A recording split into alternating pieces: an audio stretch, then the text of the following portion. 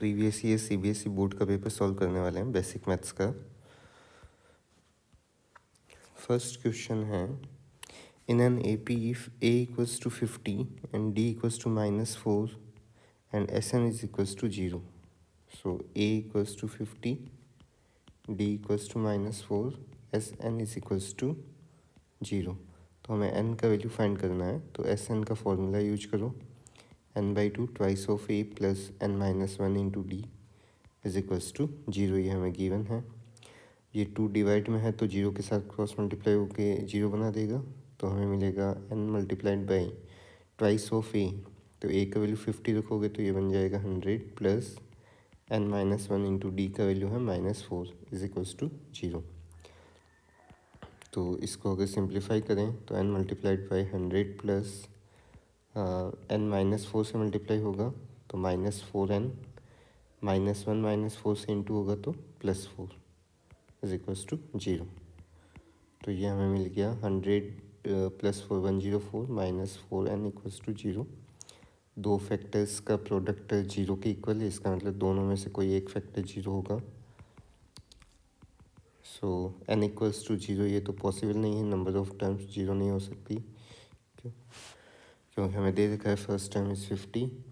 Second part को अगर solve करें तो 104 is equals to 4n। So n will be equals to 104 divided by 4। 4 2 जा 8, 4 6 जा 24। तो टोटल टर्म्स कितनी मिल गई? 26। Next second question. अच्छा, फर्स्ट का और पार्ट भी दे रखा है हमें यहाँ पे। Find the sum of the first 12 2 digit numbers और 2 डिजिट मल्टीपल्स ऑफ 7। तो 7 के हमें 2 डिजिट के मल्टीपल्स चाहिए, तो फर्स्ट मल्टीपल कौन सा होगा? 7 2 जा 14, नेक्स्ट 21 28 इस टाइप से। और हमें टोटल कितने का सम चाहिए? फर्स्ट 12, इसका मतलब n का वैल्यू कितना हो गया? 12। तो S12 का हमें फॉर्मूला यूज करना पड़ेगा। सो n/2 twice of a plus n-1 into D. n का वैल्यू 12 पुट कर देंगे, 12/2 twice of 14 plus 12 - 1 11। Common difference D का भी वैल्यू कितना आ जाएगा? a2 - a1 करोगे तो 7, क्योंकि 7 के ही मल्टीपल्स हैं यहाँ पे, और a का वैल्यू है 14। सो डी की जगह पे भी 7 पुट किया। 12/2 6, 14 2 जा 28 प्लस 11 7 जा 77। सो 6 + 28 + 77 करेंगे तो 105 आ जाएगा। 105 को 6 से इंटू करोगे तो 6 1 जा 6, 6 5 जा 30, 630। Next second question. A solid metallic sphere of radius 3 centimetre. एक स्फेयर दे रखा है, उसका रेडियस हमें गिवन है 3 centimetre, is melted and recast into the shape of a solid cylinder. इसको पिघला करके वापस से एक सिलेंडर की फॉर्म में चेंज किया गया है, यानी कि सिलेंडर और स्फेयर जो हैं दोनों का वॉल्यूम क्या होगा? यहाँ पे सेम रहेगा। सिलेंडर का रेडियस हमें दे रखा है 2 centimetre, r equals to 2 centimetre. Notation change कर लेंगे। Find the height of the cylinder, तो हाइट हमें फाइंड करना है यहाँ पे h का वैल्यू। तो since volume of sphere is equals to volume of cylinder, क्योंकि उसी से वापस सिलेंडर बनाया गया है स्फेयर से ही, तो स्फेयर का वॉल्यूम होता है 4/3 πr³। सिलेंडर का वॉल्यूम होता है πr²h। कैपिटल आर लेंगे, उसका रेडियस हमने कैपिटल आर से डिनोट किया है। पाई से पाई कैंसिल, तो ये हमें मिल गया 4/3 r³ is equals to r²h। यहाँ पे हमें क्योंकि h का वैल्यू चाहिए तो 4/3 small r whole cube divided by capital R whole cube. Values put कर दो। स्मॉल r का वैल्यू दे रखा है 3, तो 3 का क्यूब डिवाइड में 2 का cube is equals to h। Hence h will be equals to 4/3 into 3 का क्यूब हो जाएगा 27, 2 का क्यूब बनेगा 8। 3 27 को कैंसिल करेगा 9 टाइम्स, 4 8 को कैंसिल कर देगा 2 times. So h will be equals to 9/2। 9/2 it means 4.5 centimetre. Next question number third. Find the nature of roots of the quadratic equation. एक क्वाड्रेटिक इक्वेशन गिवन है। X square minus 5x plus 9 equals to 0। केवल nature of roots बताना है, roots find नहीं करना है, तो केवल डिस्क्रिमिनेंट का वैल्यू निकाल लेंगे। बी का मतलब यहाँ, ए का मतलब क्या होगा, एक्स स्क्वायर का कोफिशिएंट दैट इज़ 1, बी का मतलब एक्स का coefficient -5 and C is constant term 9। So B square तो -5 होल स्क्वायर -4 इंटू ए का वैल्यू 1 रखेंगे, सी का वैल्यू 9, -5 का स्क्वायर आ जाएगा 25, -4 9 जा 36, तो ये -11 नेगेटिव मिल गया, नेगेटिव मिल गया, इसका मतलब it has no real roots. दोनों रूट्स क्या होंगे, इमेजिनरी रूट्स होंगे, ठीक है। नेक्स्ट और में दे रखा है part B, right a quadratic equation with roots -3 and 5। एक रूट मान लो है -3, एक रूट है इसका 5। क्वाड्रेटिक इक्वेशन लिखना है तो दो तरीके हैं, या तो पॉलिनोमियल की फॉर्म में लिख लो या फिर डायरेक्ट भी कर सकते हैं। पॉलिनोमियल की फॉर्म में क्या होता था, P of X equal to 0। तो दो रूट्स अगर जीरोस दे रखें तो पॉलिनोमियल क्या बनता था, X square minus sum of zeros into X plus product of zeros equal में 0, क्योंकि इक्वेशन लिख रहे हैं। X square minus alpha plus beta दोनों को सम करोगे तो -3 + 5 into X plus -3 into 5 equal to 0। So -3 + 5 हो जाएगा 2, बाहर में एक माइनस ऑलरेडी है तो -2x एंड -15 इक्वल टू 0। इसको चाहे तो ऐसे भी कर सकते थे, लेट गिवन है दो जीरोज में, तो x equal to -3 and x equal to 5 roots given थे, सॉरी। तो ये बनेगा x + 3 इक्वल टू 0 और इससे हमें मिल जाएगा x - 5 इक्वल टू 0। तो इक्वेशन चाहिए तो दोनों को मल्टीप्लाई कर लो, x + 3 x - 5 इक्वल टू 0। तो इसको भी सिंप्लीफाई करोगे तो x² - 2x - 15 इक्वल्स टू 0 आ जाएगा। Next question number 4, find the mode of the following distribution. तो मोड के लिए हमें हाईएस्ट फ्रीक्वेंसी देखना होता है जो कि 12 है, इसका मतलब ये हमारा मॉडल क्लास हो जाएगा। तो मॉडल क्लास का वैल्यू हो गया 40 to 60, it means L is equals to 40, H is equals to 20 length of the interval. Frequency F1 का वैल्यू हो जाएगा, जो हाईएस्ट फ्रिक्वेंसी है 12। F0 का मतलब उससे जस्ट पहले वाली क्लास का frequency that is 7, and F2 का मीनिंग हो गया मॉडल क्लास से जस्ट बाद वाली क्लास का फ्रिक्वेंसी। तो ये F0, ये F1 और ये F2। तो F2 का वैल्यू है हमारे पास में 5। तो यहाँ से मोड का वैल्यू कैलकुलेट कर सकते हैं। फॉर्मूला था L + F1 - F0 upon 2F1 - F0 - F2 multiplied by H। L का वैल्यू है 40 प्लस F1 इज़ 12 - 7, नीचे डिवाइड में है 2F1, तो ट्वाइस ऑफ F1, तो twice of 12 -7 -5 multiplied by H, H is 20। So 40 plus 12 - 7 5, 12 2 ज़ा 24 -7 - 5 हो गया 12 इंटू में 20। सो 40 प्लस 5 अपॉन 12 इंटू 20, 4 से कैंसिल कर लो, 4 3 ज़ा 12, 4 5 ज़ा 20, सो 40 प्लस 25/3। सो 40 प्लस 3 8 ज़ा 24, इसके बाद 3 तो रिपीट होता रहेगा, तो 48.3। ये भी चेक करना है कि ये हमारा जो मोड का वैल्यू आया है ये मॉडल क्लास के अंदर ही एग्जिस्ट करना चाहिए, तो ये चेक करने का भी अच्छा ऑप्शन है। Next question number 5, solve the quadratic equation for x। So 2x² - 5x - 1 equal to 0। So a is equals to 2, b equals to -5 and c is equals to -1। Quadratic formula use कर लेंगे, -b + -b² - 4ac divided by 2a। यहाँ direct middle term split से नहीं होता लग रहा है, तो क्वाड्रेटिक फार्मूला तो हमेशा काम करेगा।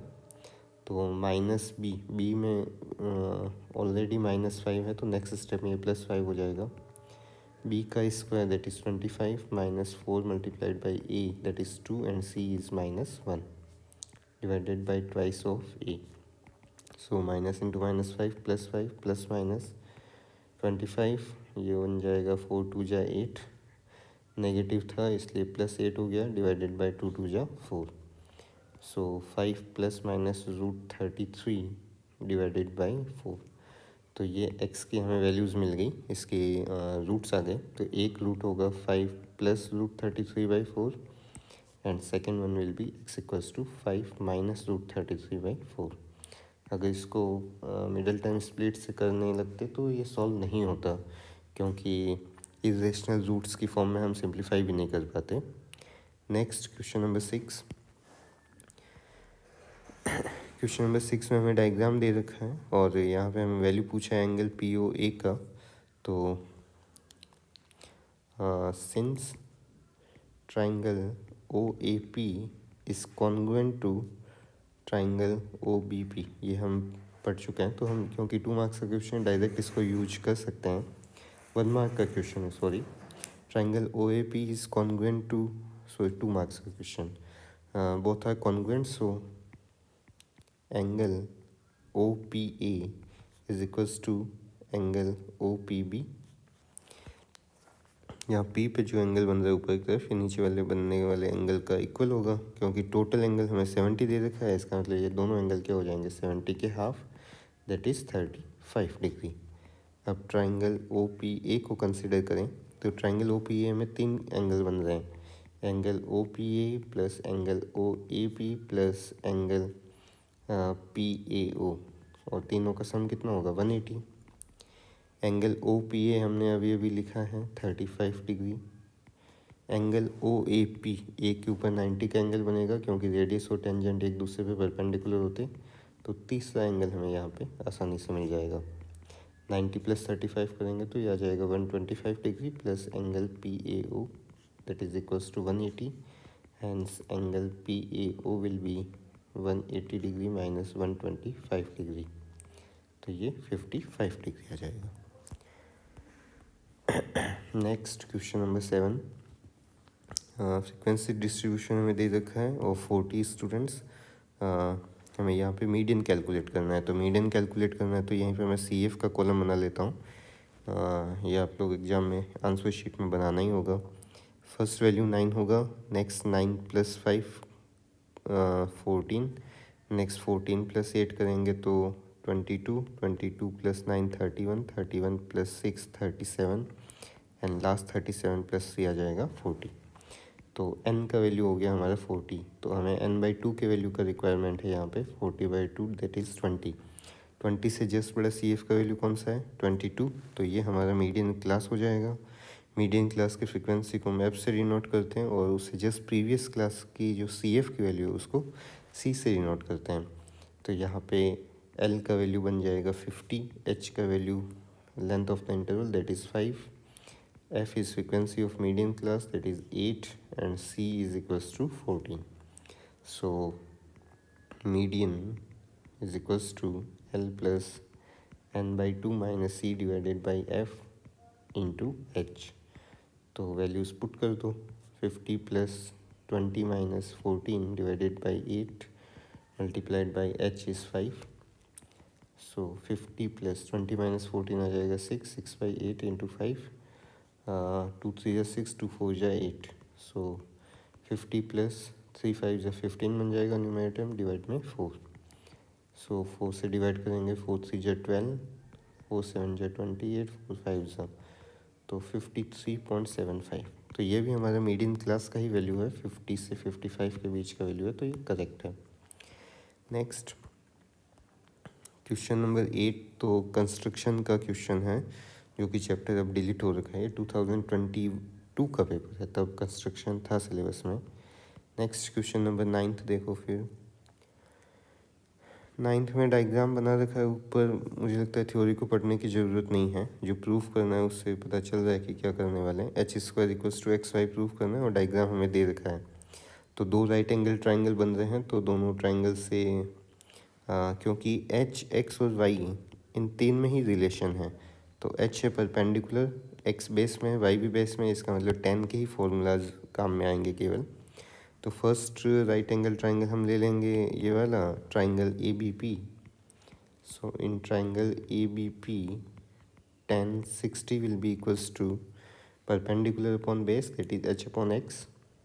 Second, in triangle, larger triangle जो बन रहा है ट्राइंगल ए क्यू बी, इसके अंदर 30 डिग्री दे रखा है तो tan 30 हो जाएगा। परपेंडिकुलर इसमें भी h है और बेस में इसके रहेगा y। ये इसका बेस है बड़े वाले ट्राइंगल का। तो tan 60 हो गया √3 is equals to h by X, hence h equals to x√3। ठीक है। नेक्स्ट इधर से अगर देखें तो tan 30 का वैल्यू है 1/√3 h upon Y, hence h is equals to y by √3। तो इक्वेशन 1 हो गया। ये इक्वेशन 2 हमें, क्योंकि लेफ्ट हैंड साइड में बोला है h स्क्वायर तो h इंटू एच लिख सकते हैं। एक बार h का वैल्यू x की फॉर्म में लिखो, एक बार h का वैल्यू y की फॉर्म में लिख दो। तो √3 से √3 कैंसिल, तो हमें मिल जाएगा xy, that is RHS। Hence proved. Next question number 10। 10 के अंदर हमें फ्रीक्वेंसी डिस्ट्रीब्यूशन दे रखा है, इस बार मीन पूछा है। ठीक है, तो हमें यहाँ पे एज दे रखा है 5 to 15, 15 to 25, 25 to 30, 30 to 35, 35 to 45, 45 to 50, sorry 25 to 35, 35 to 45, 45 to 55 and last one is 55 to 65। तो पहले इसका मिड पॉइंट निकाल लेते हैं। 5 और 15 का मिड पॉइंट आ जाएगा 10, तो बाकी के तो अपने आप 10, 20, 30, 40, 50 एंड 60, 10 का गैप था सब में। Next frequency, number of patients हमें दे रखा है 5, 12, 20, 24, 15 एंड 4। तो हमें x और f का वैल्यू चाहिए होगा, x इंटू एफ। तो 10 5 ज़ा 50, 12 2 ज़ा 24 0, 3 2 ज़ा 6 0 0, 24 4 ज़ा 96 0, 15 5 ज़ा 75 0, 6 4 ज़ा 24 0। हमें दोनों का सम भी चाहिए, तो x f का सम करोगे तो 0, 5 4 9, 9 6 15, 5 20, 24 का 4, 2 2 + 2 4 + 6 10 + 9 19 + 7 26 + 2 8 28। फ्रीक्वेंसी का सम भी करना पड़ेगा।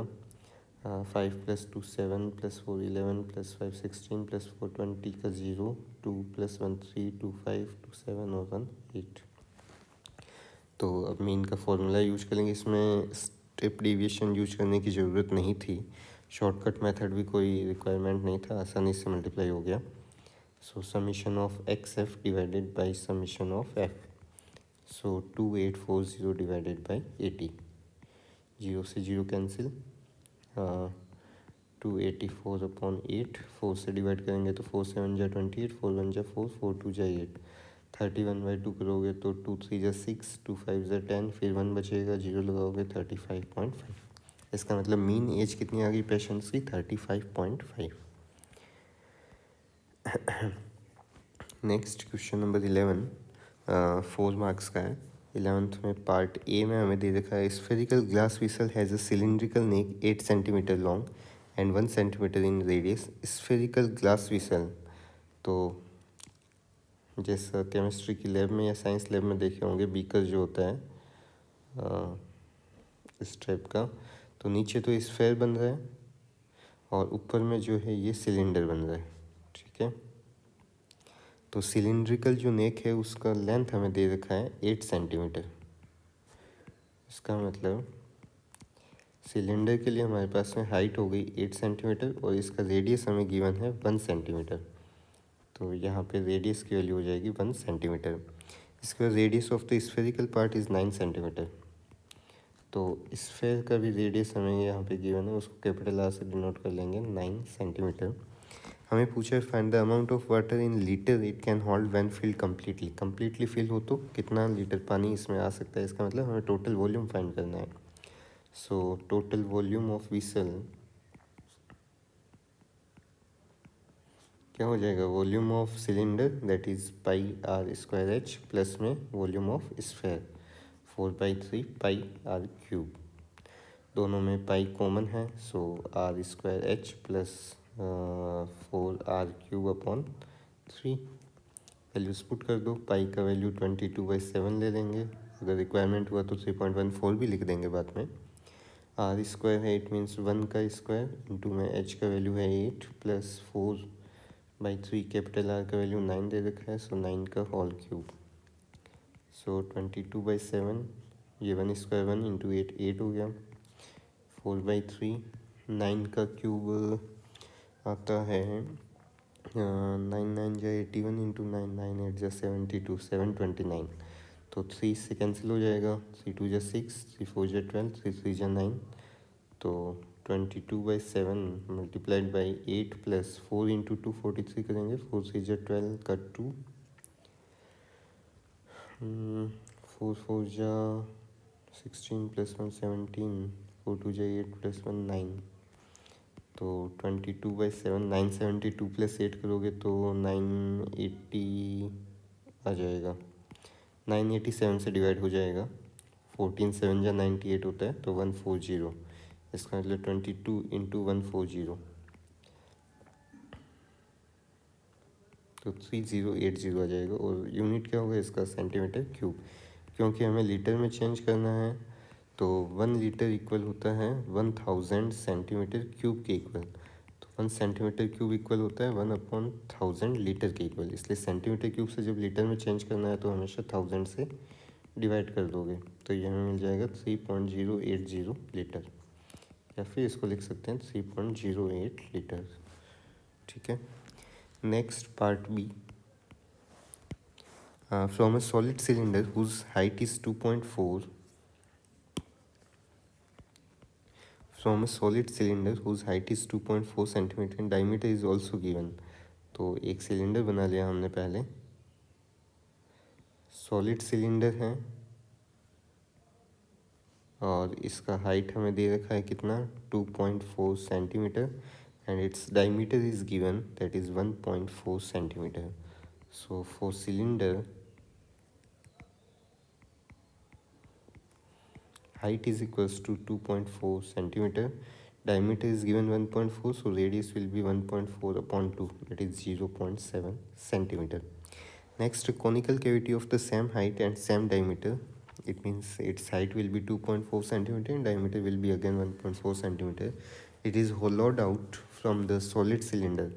तो यहाँ से एक कॉनिकल कैविटी हमने बाहर निकाला, इसका मतलब सिलेंडर का जो अपर पार्ट का फेस था वो तो गया, बाकी सिलेंडर का इतना पार्ट खाली भी हो गया। अब जो ये जिसमें कि कौन बनता हुआ दिखाई दे रहा है, तो कौन के लिए हमें दे रखा है, कौन का भी हाइट गिवन है same height, so 2.4 centimetre, and radius will be also same 0.7 centimetre. क्योंकि हमें यहाँ पे सरफेस एरिया पूछ रहा है, इसका मतलब हमें एक सी ए से चाहिए होगा कौन का, तो उसके लिए हमें एल का रिक्वायरमेंट होगा, slant height. So L is equals to root R square plus H square, R means 0.7 whole square plus H हो गया 2.4 होल स्क्वायर, 7 का स्क्वायर 49, सो 0.49, 24 का स्क्वायर होता है 576, तो 5.76 प्लस करेंगे तो ये आ जाएगा 6.25, तो स्क्वायर रूट 625 का 25 होता है, एक डिजिट के बाद पॉइंट लग जाएगा, सो 2.5 सेंटीमीटर, ये हमें स्लैंट हाइट का वैल्यू मिल गया। अब क्योंकि हमें यहाँ पे टोटल सरफेस एरिया चाहिए of the solid, total surface area of remaining solid, तो रिमेनिंग सॉलिड में देखो क्या क्या बचा, सी ए से बचा है अभी किसका, सिलेंडर का 2πRH।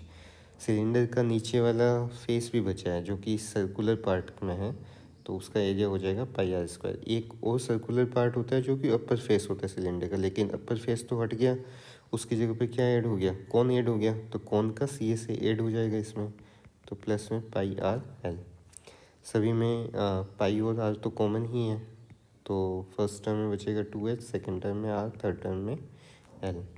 सो पाई का वैल्यू 22/7 ले लेंगे, r का वैल्यू 0.7 है ही, ट्वाइस ऑफ h, तो h का वैल्यू दे रखा था 2.4, r का वैल्यू 0.7, l का वैल्यू आ गया था 2.5, 7 इसको कैंसिल कर देगा 0.1 टाइम्स, 22 इंटू 0.1 आ जाएगा 2.2, 2 into 2.4 that is 4.8 plus 2.5 plus 0.7 3.2 plus करेंगे इनको तो ये 4 + 3 7 8 बन जाएगा, 17.6 सेंटीमीटर स्क्वायर। सरफेस एरिया है तो सेंटीमीटर स्क्वायर रहेगा इसका यूनिट।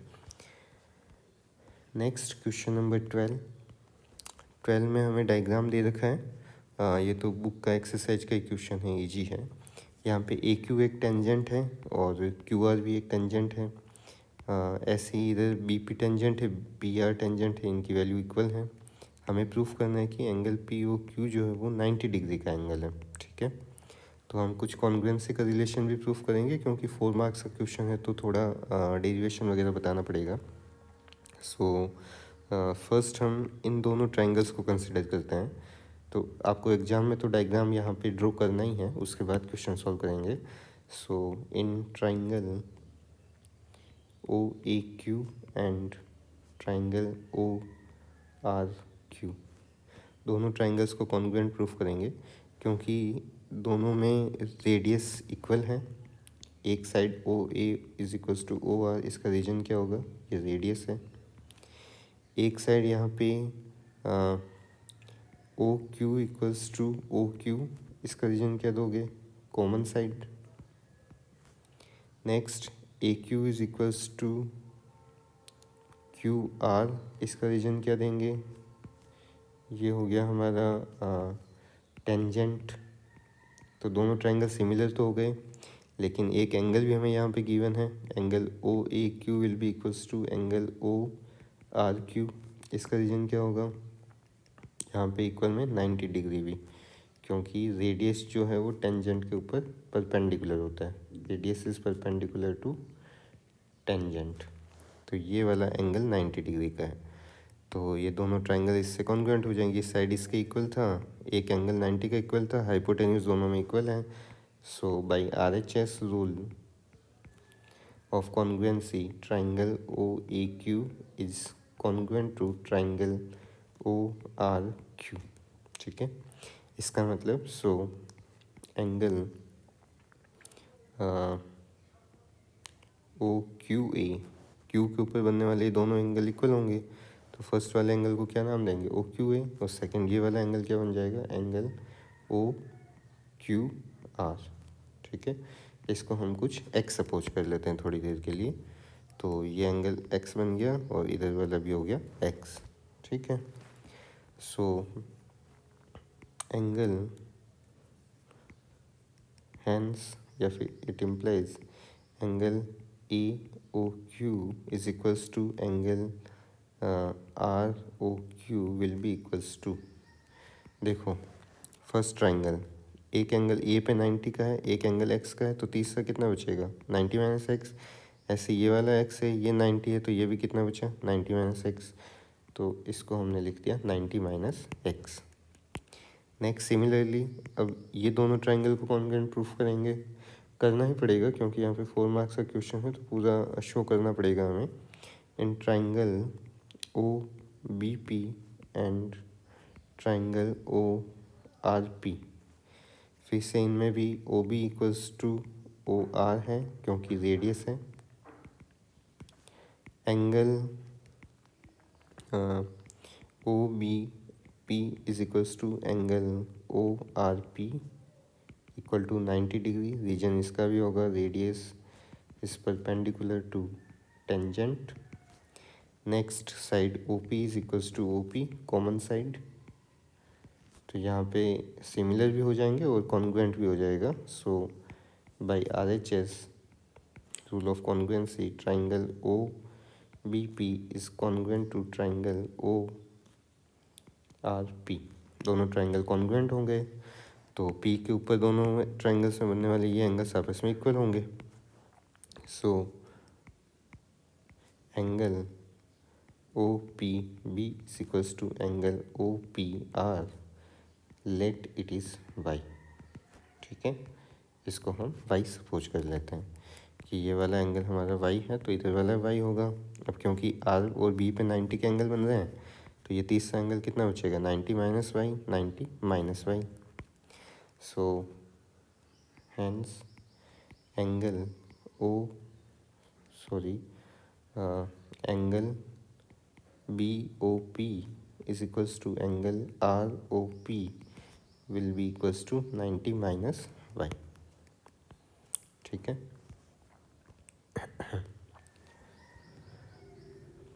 तो नेक्स्ट ये एंगल हमें मिल गया 90 माइनस एक्स, ये एंगल हमारा आ गया 90 माइनस वाई, और ये एंगल बच गया P angle P O Q. तो since angle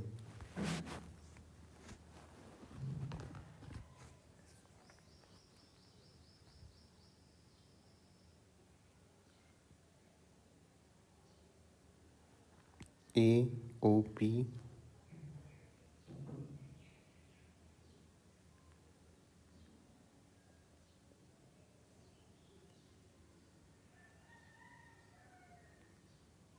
plus angle P O Q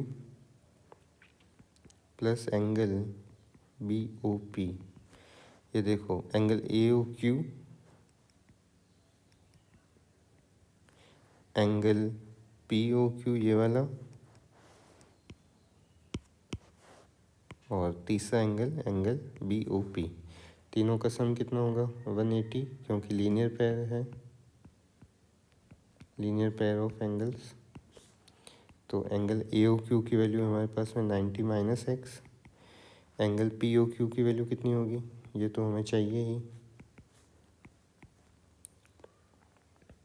और एंगल बी ओ पी का वैल्यू है 90 minus Y is equals to 180। It means 90 plus 90 हो गया 180, माइनस में X minus Y plus angle P O Q is equals to 180 degree.